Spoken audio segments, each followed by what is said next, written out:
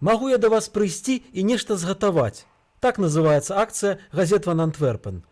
Для Ваўтера ван дер Вірена, шэф-повара элітнага рэстарану «Кляндестына», прызнанага на міжнародным конкурсе найлепшым гароднінным рэстаранам краінаў Бенелюксу, гэта ўжо 10-й выклік на дом. Чараваць на кухні ён пачынае адразу пасля прыходу.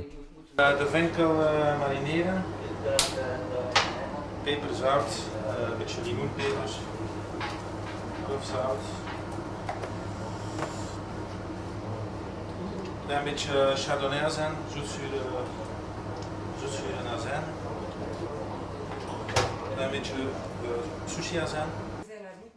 Большасць прадуктаў гаспадары дому набываюць у супермаркеце, але некаторыя інгрэдыенты можна сабраць проста з уласнага агароду.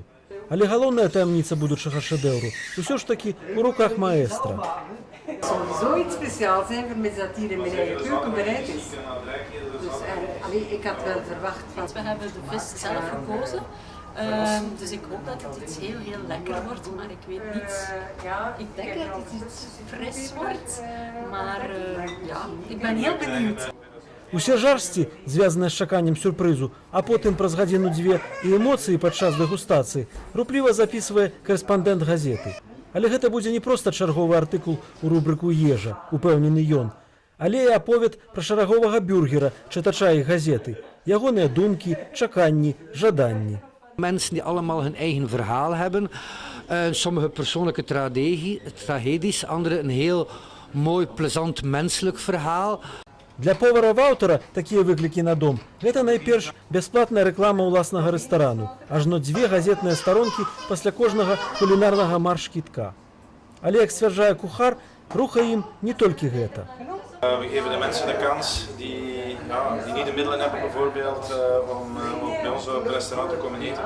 Geven we de kans om toch eens in contact te zijn met een kok. Што шыкоўную, ды гаспадар дому, звычайны рабочы, з гэтым згодны. Ik voel me thuis op restaurant. Nee, het is echt heel lekker. Hè? Echt waar, prima. А таму, калі будзе дастаткова сродкаў, першы візіт у рэстаран сям'я Рэмбеке нанясе хутчэй за ўсё менавіта ў Кляндестына. Твар повара ім ужо знаёмы, ягоныя чароўныя стравы таксама. Алесь Селіч, аб'ектыў, Бельгія.